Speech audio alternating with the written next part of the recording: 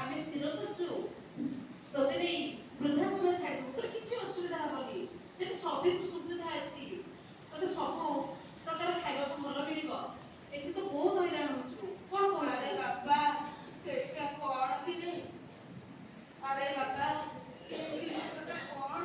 ସେଠି ପାଇଚୁଡ଼ି ବସା। ଆରେ ବାପା ସେଇଟା କଣ? ସେଇଟା କଣ କିରେ? ସେଠି ପାଇଚୁଡ଼ି ବସା। କେତେ ଥର କହିଲିଣି, ମୋ ମୁଣ୍ଡଟା ଖରାପ କରିଦେଲୁଣୁ।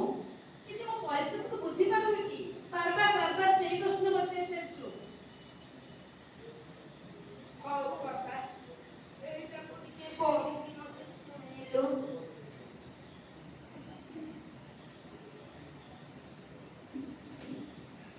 ସେଦିନ ଥିଲା ସେପ୍ଟେମ୍ବର 2000 ମସିହା ସେପ୍ଟେମ୍ବର ମାସ 15 ତାରିଖ। ଟିକେ ବଡ ପାଟିରେ ପଢିଲୁ।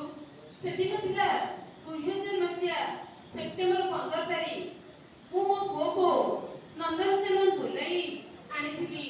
ମୋ ପୁଅ ସେଠି ଗୋଟେ ବାଇଚୁଡ଼ି ବସା ଦେଖି ମତେ ବାରମ୍ବାର ପଚାରୁଥାଏ, ବୋଉ ଏଇଟା କଣ?